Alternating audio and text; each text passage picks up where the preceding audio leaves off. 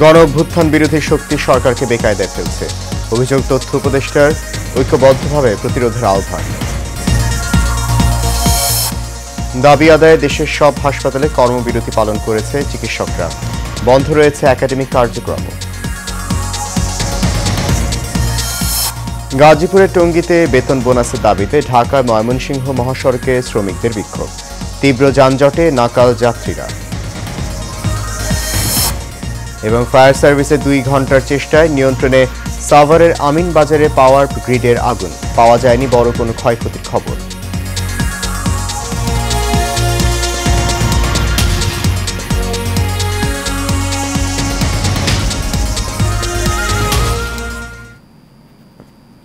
সবাইকে স্বাগত জানাচ্ছি এশিয়ান নিউজে। আপনাদের সাথে আছি আমি সৈয়দ মাহিউজ্জামান মুখর। শুনছেন বিআরবি কেবল ইন্ডাস্ট্রিজ লিমিটেড সংবাদ শিরোনাম। যাচ্ছে পরে খবরে। দেশে বর্তমানে যুদ্ধ পরিস্থিতি বিরাজ করছে জানিয়ে তথ্য উপদেষ্টা মাহফুজ আলম জানিয়েছেন, সেই যুদ্ধের বিরুদ্ধে সবাইকে ঐক্যবদ্ধ হয়ে প্রতিরোধ করতে হবে। গণ অভ্যুত্থানের বিরুদ্ধে শক্তি একটি ছদ্মযুদ্ধ চালাচ্ছে শিরোনামে মঙ্গলবার ভোরে নিজের ভেরিফাইড ফেসবুকে এক পোস্টে তিনি কথা বলেন। মাহফুজ আলম লিখেছেন, গতকাল থেকে আজ পর্যন্ত বিভিন্ন জায়গায় অপরাধীদের গ্রেফতার চলমান এবং বিচারের কাজ দ্রুত ও সুষ্ঠু করার লক্ষ্যে সরকার তৎপর। তথ্য উপদেষ্টা আরও বলেন, দ্রব্যমূল্য নিয়ন্ত্রণ, সন্ত্রাসীদের গ্রেপ্তার ও বিচার, প্রতিষ্ঠানসমূহকে শক্তিশালী করা, জুলাই শহীদ ও আহতদের জন্য ইতিবাচক উদ্যোগ গ্রহণ থেকে শুরু করে বিভিন্ন ইস্যুতে সরকারের সফলতা রয়েছে। তবে একদিকে সামরিক বেসামরিক আমলাতন্ত্র, ব্যবসায়ী শ্রেণী ও মিডিয়ার মধ্যকার গণ অভ্যুত্থানের শক্তিগুলোর বিরোধ, অন্যদিকে গণ অভ্যুত্থানের বিরুদ্ধে শক্তির ঐক্যবদ্ধ হয়ে ক্রমশ সরকারকে বেকায়দায় ফেলছে।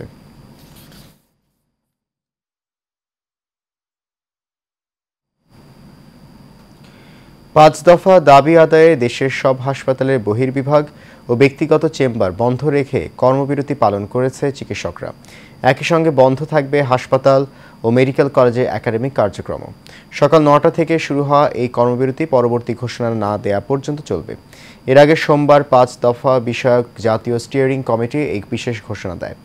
ডাক্তার পদবি ব্যবহার সংক্রান্ত রিটের রায় ঘোষণাকে কেন্দ্র করে গত রোববার থেকে নতুন কর্মসূচি পালন করছেন ইন্টার্ন চিকিৎসক ও মেডিকেল কলেজ শিক্ষার্থীরা।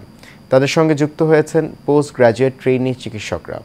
এদিকে দাবি আদায়ের লক্ষ্যে কমপ্লিট শাটডাউনে যাচ্ছেন সিলেটের ওসমানী মেডিকেল কলেজের চিকিৎসকরা। সকাল 9টা থেকে তারা এই কর্মসূচিটি ডাক দেয়।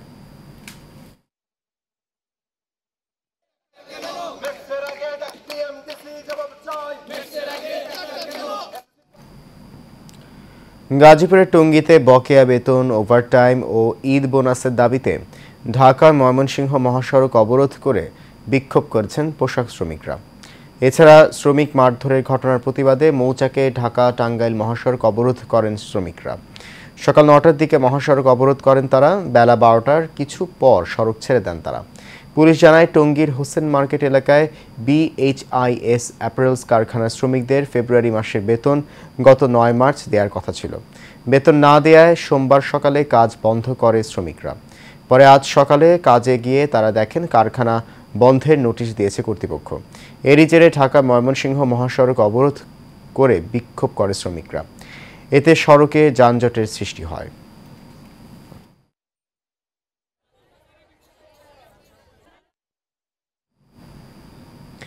ফায়ার সার্ভিসের 9 ইউনিটের 3 ঘন্টার প্রচেষ্টায় নিয়ন্ত্রণে এসেছে সাভারের আমিনবাজারে পাওয়ার গ্রিডের আগুন। সকাল 9:15টার দিকে আগুন নিয়ন্ত্রণে আসে। ফায়ার সার্ভিস জানায়, পাওয়ার গ্রিডের একটি ট্রান্সফরমারে আগুন লাগে। আগুন এখন পুরোপুরি নিয়ন্ত্রণে, ছড়িয়ে পড়ার কোনো সম্ভাবনা নেই। এর আগে সকাল 7:15 দিকে আগুনের খবর পায় ফায়ার সার্ভিস। 7:20 দিকে ফায়ার সার্ভিসের প্রথম ইউনিট ঘটনাস্থলে পৌঁছায়। পরবর্তীতে একে একে ঘটনাস্থলে আসে ফায়ার সার্ভিসের 9টি ইউনিট।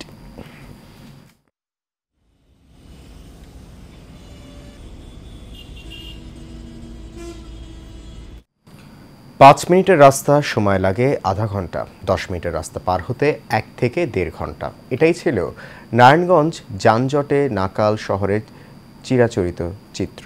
কিন্তু হঠাৎ করেই যেন বদলে গেছে পরিস্থিতি। যানজটের শহর নারায়ণগঞ্জ এখন অনেকটাই যানজট মুক্ত। 5 থেকে 10 মিনিটের মধ্যেই নগরবাসী বিভিন্ন যানবাহনে চড়ে পৌঁছতে পারছে গন্তব্যে। নারায়ণগঞ্জ জেলা প্রশাসনের সাথে যৌথভাবে যানজট নিরসনে কাজ করছে Narayanganj chamber of commerce. Narayanganj প্রতিনিধি রোমান চৌধুরীর সুমনের রিপোর্ট, জানাচ্ছেন ওয়ালিদ সিদ্দিকী।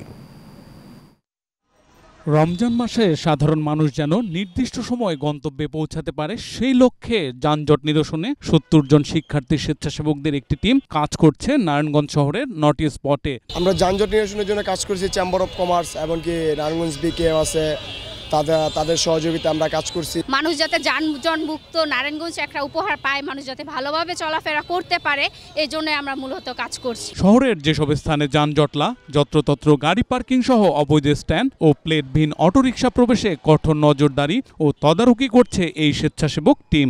এর সুফল পাচ্ছেন নগরবাসী। ছাত্ররা রাস্তায় নামছে, ওনাদের তত্ত্বাবধানে দেখলাম নারায়ণগঞ্জের যানজটের অবস্থা আগের তুলনায় অনেক ভালো। আগের থেকে এখন একটু জ্যাম স্বস্তির ভিতরে আছে। কিছুদিন যাবত দেখছি আমাদের এই শহর যানজট অনেকটা কমে আসছে। যানজট নিরসনে স্বেচ্ছাসেবকদের নিয়োজিত করে এই উদ্যোগটি নিয়েছে জেলা প্রশাসন। সার্বিক সহায়তা দিচ্ছে নারায়ণগঞ্জ চেম্বার অফ কমার্স। এই প্রথম আমরা চেম্বার অফ কমার্স থেকে এবং বিকেএমইর পক্ষ থেকে আমরা একটা মনিটর টিম নেই, সেই টিমটা স্টুডেন্টরা ডিল করতেছে। আমরা যারা নারায়ণগঞ্জবাসী আছে তাদের অনেক ধরনের প্রত্যাশা আছে নারায়ণগঞ্জ নিয়ে। আমরা আসলে ওই প্রত্যাশার জায়গাগুলোকে আমরা পূরণ করার জন্য Narayanganj chamber of commerce, BKME, even প্রশাসন আমরা সবাই মিলে চেষ্টা করছি। নারায়ণগঞ্জের যানজট নিয়ন্ত্রণে প্রশাসনের পক্ষ থেকে সর্বোচ্চ চেষ্টা রয়েছে বলে জানিয়েছেন জেলা প্রশাসক। ব্যবসায়ীদের এই কাজে এগিয়ে আসায় ধন্যবাদ জানিয়েছেন তিনি। যানজট হলে মানুষের খুব অসুবিধা হয়, বিশেষ করে যারা অসুস্থ মানুষ তারা হসপিটালে যেতে পারে না, বাচ্চারা স্কুলে যেতে পারে না, মানুষের শ্রম ঘন্টা নষ্ট হয়। আমরা সেই দিকে গুরুত্ব দিয়ে কাজ করে যাচ্ছি। Walid Siddiqui, Asian television, Dhaka. সুনামগঞ্জের মধ্যনগরে চাঁদার টাকা ভাগাভাগি নিয়ে বিএনপির দুই গ্রুপের সংঘর্ষে মোহাম্মদ আলী নামে এক বৃদ্ধ নিহত হয়েছেন। এ ঘটনায় আরও ২০ জন আহত হয়েছেন। রাতে মধ্যনগর উপজেলার মহেশখলা বাজারে এ ঘটনা ঘটে। পুলিশ জানায় উপজেলার বংশীকুণ্ডা উত্তর ইউনিয়নের সীমান্তবর্তী জনপদ মহেশখোলা বর্ডার রোড দিয়ে প্রতিদিন বালু পাথরবাহী ট্রাক চলাচল করে। এসব গাড়ি থেকে নিয়মিত অবৈধভাবে চাঁদা তোলা হয়। চাঁদাবাজির নিয়ন্ত্রণ নিয়ে দুই গ্রুপের মধ্যে সোমবার সন্ধ্যায় হামলা পাল্টা হামলার ঘটনা ঘটে। এতে একজন নিহত ও বেশ কয়েকজন আহত হয়।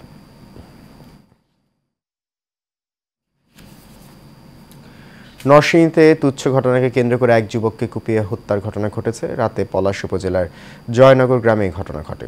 পুলিশ জানায় অটোরিকশা ভাড়া করা নিয়ে হিমেল একই এলাকার মুকুল মিয়ার মধ্যে বাগবিতণ্ডা হয়। এর জেরে রাতে ছুরি ছেনিসহ দেশীয় অস্ত্র নিয়ে মুকুলের বাড়িতে যায় হিমেল সহ তার সহযোগীরা। মুকুল ঘর থেকে বের না হলেও শব্দ শুনে ঘটনা দেখতে আসেন প্রতিবেশী সুমন মিয়া। এ সময় তাকে কুপিয়ে পালিয়ে যায় হিমেল। পরে তাকে উদ্ধার করে হাসপাতালে নিলে চিকিৎসক মৃত ঘোষণা করেন। এদিকে পাবনায় আধিপত্য বিস্তারের জেরে এক যুবলীগের নেতাকে কুপিয়ে হত্যা করা হয়েছে। রাতে উপজেলার চকপাটা উত্তরপাড়ায় এই ঘটনা ঘটে। স্ত্রী সন্তানের পর না ফেরার দেশে চলে গেলেন নারায়ণগঞ্জের সিদ্ধিরগঞ্জে গ্যাস লিকেজ বিস্ফোরণে দগ্ধ সোহাগও। এই ঘটনায় মৃতের সংখ্যা বেড়ে দাঁড়ালো ৪ জনে। রাত ১টার দিকে জাতীয় বার্ন ও প্লাস্টিক সার্জারি ইনস্টিটিউটে নিবিড় পরিচর্যা কেন্দ্রে মারা যান তিনি। এর আগে গত ৯ মার্চ সকালে চিকিৎসাধীন অবস্থায় মারা যান সোহাগের স্ত্রী রূপালী। ৮ মার্চ মারা যায় রূপালী সোহাগ দম্পতির ১৮ মাস বয়সী শিশু সন্তান সুমাইয়া। এছাড়াও ৭ মার্চ মারা যায় হান্নান। গত ৩ মার্চ ভোর রাতের দিকে দগ্ধ অবস্থায় তাদের উদ্ধার করে জাতীয় বার্ন ও প্লাস্টিক সার্জারি ইনস্টিটিউটের জরুরি বিভাগে নিয়ে আসা হয়।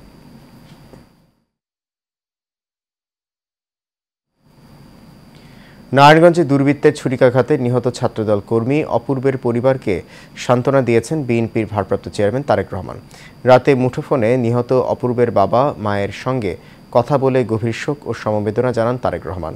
এ সময় তারেক রহমান নিহতের পিতার উদ্দেশ্যে বলেন, আপনাকে সান্ত্বনা দেওয়ার ভাষা আমার নেই, আমি আমার ভাইকে হারিয়েছি, সন্তান হারানো বেদনা তার চেয়ে অনেক বেশি। এ সময় বিএনপির পক্ষ থেকে নিহত অপূর্বের পরিবারের পক্ষ থেকে সর্বাত্মক সহযোগিতার আশ্বাস দেন তারেক রহমান।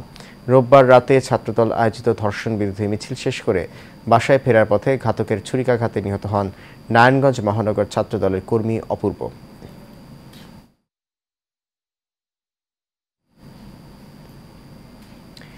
পিঠাপুলি আর তৃপ্তির শরবত তৈরিতে যে গুড় ব্যবহার করছেন তা কি সত্যি আসল গুড়? জানেন কি কিভাবে কি দিয়ে তৈরি হচ্ছে এসব গুড়, যা খেয়ে মেটাচ্ছেন তৃপ্তি? কুষ্টিয়ার বেশ কয়েকটি কারখানায় প্রকাশ্যে চিটাগুড়, হাইড্রোজ, ফিটকিরির মতো ক্ষতিকর কেমিক্যাল দিয়ে অস্বাস্থ্যকর পরিবেশে তৈরি হচ্ছে এইসব গুড়, যা ছড়িয়ে দেওয়া হচ্ছে দেশের বিভিন্ন প্রান্তে।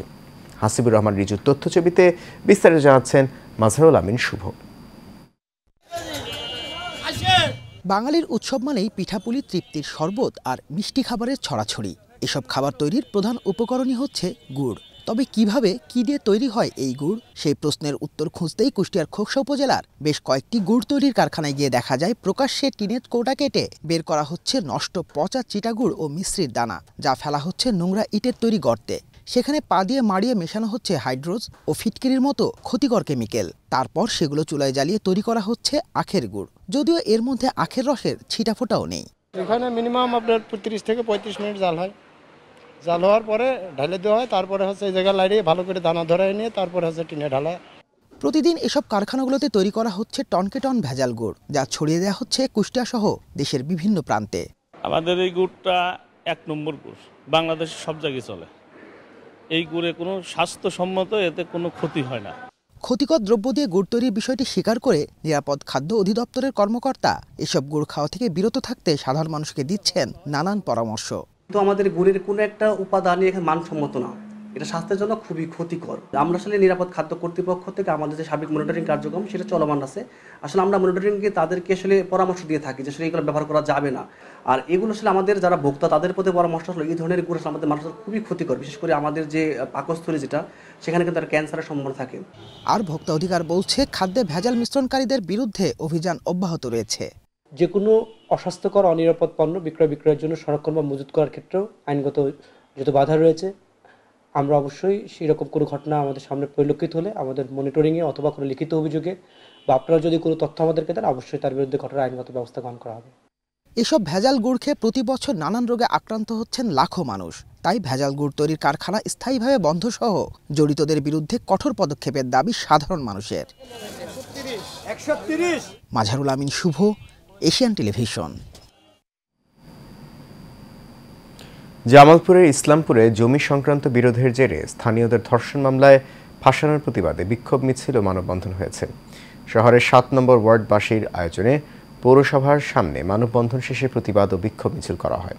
এ সময় বক্তারা বলেন, পলবান্ধা ভাটিপাড়া থেকে নিখোঁজ হওয়া একটি প্রতিবন্ধী মেয়েকে কে বা কারা ধর্ষণ করেছে এটা জানা যায়নি, কিন্তু ওই প্রতিবন্ধীর পরিবারের পক্ষ থেকে এলাকার মানুষদের আসামি করার চেষ্টা চলছে।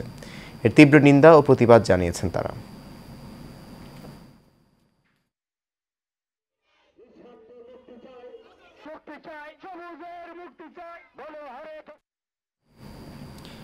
পবিত্র মাহে রমজান মাস উপলক্ষে আস্থা ফিড ইন্ডাস্ট্রিজ লিমিটেডের উদ্যোগে ইফতার মাহফিল হয়েছে। গাজীপুরের ব্র্যাক সিডিএম রাজেন্দ্রপুরে আয়োজিত ইফতারে অংশ নেয় কোম্পানির সদস্য, স্থানীয় খামারি ও ডিলাররা।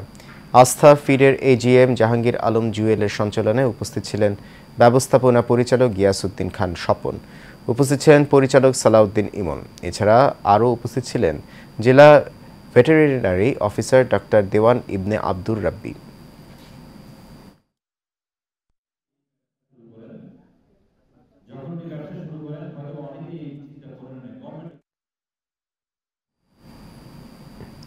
সিরাজগঞ্জে কাজীপুরে এনামুল হক নামে এক ব্যক্তির হাত, পা ও মুখে স্কচ টেপ প্যাঁচানো মরদেহ উদ্ধার করেছে পুলিশ।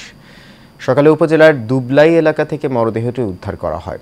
নিহত এনামুল হক একই উপজেলার সোনামুখী ইউনিয়নের রৌহাবাড়ি গ্রামের আবু সাইদের ছেলে। কাজীপুর থানার ভারপ্রাপ্ত কর্মকর্তা নূরে আলম জানান, সড়কের পাশে একটি মরদেহ পড়ে থাকতে দেখে স্থানীয় পুলিশকে খবর দেয়। পরে মরদেহ উদ্ধার করে ময়নাতদন্তের জন্য সিরাজগঞ্জ শহীদ এম মনসুর আলী মেডিকেল কলেজ হাসপাতালের মর্গে পাঠানো হয়।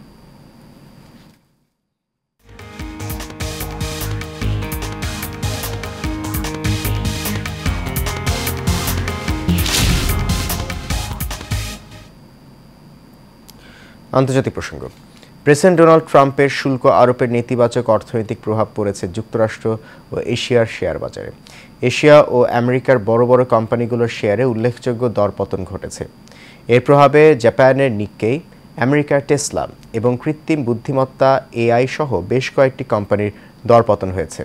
আরও জানাচ্ছেন জাবালুন নূর। রোববার এক টেলিভিশন সাক্ষাৎকারে মার্কিন প্রেসিডেন্ট ডোনাল্ড ট্রাম্প বলেন, বিশ্ব বৃহত্তম অর্থনীতি সংক্রমণের সময় অতিক্রম করছে। এই মন্তব্যের পর ট্রাম্পের শীর্ষ কর্মকর্তা এবং উপদেষ্টারা বিনিয়োগকারীদের ভয় কমানোর চেষ্টা করেছেন। এদিকে ফক্স নিউজের একটি সাক্ষাৎকারে ট্রাম্প নিজেও বিশ্ববাজার নিয়ে তার উদ্বেগ স্বীকার করেন। এ সময় তিনি আরও বলেন, আমরা আমেরিকার সম্পদ ফিরিয়ে এনেছি, এটি একটি বড় বিষয়।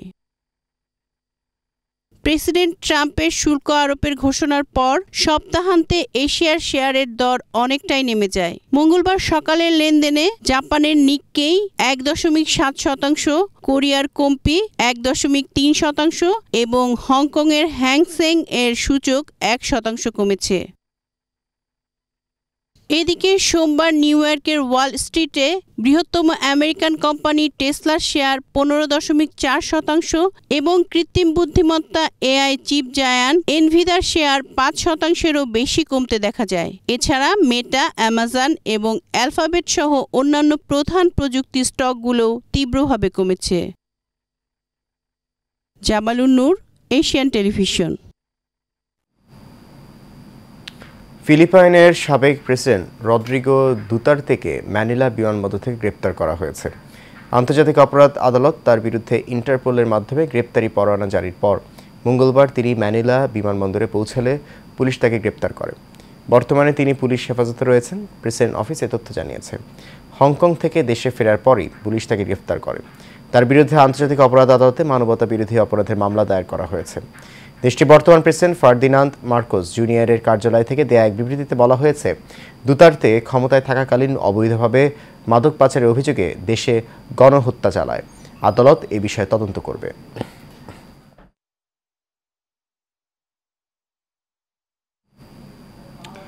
মধ্য আফ্রিকার দেশ ডেমোক্রেটিক রিপাবলিক অফ কঙ্গোতে নৌকাডুবির ঘটনা ঘটেছে। এতে কমপক্ষে 25 জন নিহত হয়েছেন। নিখোঁজ রয়েছেন আরও বেশ কয়েকজন। সোমবার এক প্রতিবেদনে তথ্য জানিয়েছে বার্তা সংস্থা আনাদুলু। স্থানীয় সংবাদ মাধ্যমের খবরে বলা হয়েছে, ডেমোক্রেটিক রিপাবলিক অফ কঙ্গোর পশ্চিমাঞ্চলীয় প্রদেশ মাই নডম্বের কাছে কোয়া নদীতে একটি নৌকা ডুবে কমপক্ষে 25 জন নিহত এবং আরও বেশ কয়েকজন নিখোঁজ হয়েছেন। স্থানীয় সংবাদ ওয়েবসাইট অ্যাকচুয়ালাইট সিডি অনুসারে প্রাদেশিক সরকারের মুখপাত্র বলেছেন, প্রাথমিকভাবে নিহতের সংখ্যা 25 জন এবং বেঁচে যাওয়া আরোহীর সংখ্যা 30 জন। রাতের বেলা নৌযান চলাচলকে নৌকাডুবির প্রাথমিক কারণ বলে মনে করা হচ্ছে। দুর্ঘটনা কবলিত নৌকাটি নাগামম্বি গ্রামের ফুটবলারদের বহন করছিল। জামালপুরের মাদারগঞ্জে ভুয়া মানববন্ধনের প্রতিবাদে বিক্ষোভ মিছিল করা হয়েছে। চর পাকেরদহ ইউনিয়ন বিএনপির উদ্যোগে তেঘরিয়া বাজারের এর আয়োজন করা হয়। ছাত্রলীগের সন্ত্রাসী শামীমকে গ্রেফতার, চাঁদাবাজ শফিউল ইসলাম স্বপনের বহিষ্কার ও অনুপ্রবেশকারী বিপ্লব তরফদারের বহিষ্কারের দাবিতে রোববার থানা মোড়ে ভুয়া মানববন্ধন করা হয়। এরই প্রতিবাদে আজ ইউনিয়ন বিএনপির আহ্বায়ক সাবেক চেয়ারম্যান শাহ মোহাম্মদ মজনু মিয়ার নেতৃত্বে বিক্ষোভ মিছিল হয়।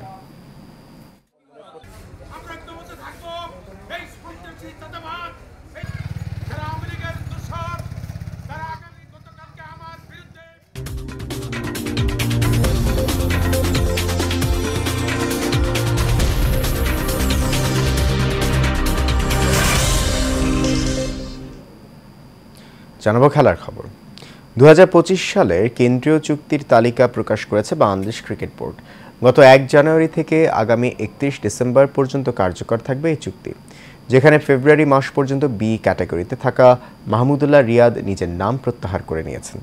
অন্যদিকে বর্তমান এ ক্যাটাগরিতে থাকা মুশফিকুর রহিম ওয়ানডে ফরম্যাট থেকে বিদায় নেয় মার্চ মাস থেকে তার জায়গা হবে বি ক্যাটাগরিতে।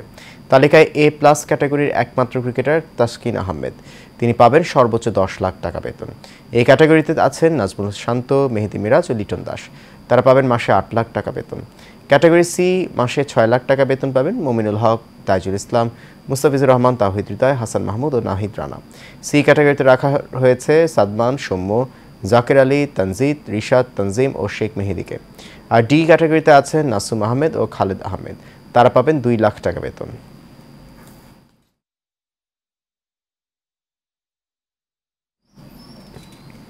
শেষ করবে এশিয়ান নিউজ, তার আগে বিআরবি কেবল ইন্ডাস্ট্রিজ লিমিটেড সংবাদ শিরোনামগুলো জানিয়ে দিচ্ছে আরও একবার।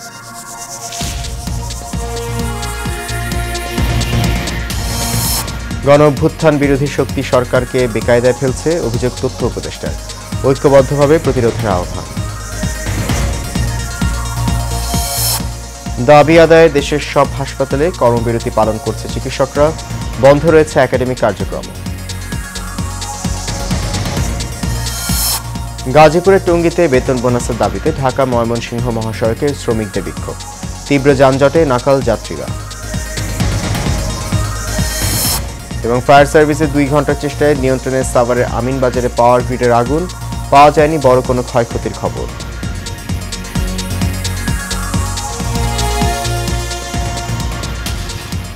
এশিয়ান নিউজ এ পর্যন্তই। আমাদের পরবর্তী সংবাদ দেখার আমন্ত্রণ রইল। এতক্ষণ সঙ্গে থাকার জন্য অনেক ধন্যবাদ সবাইকে।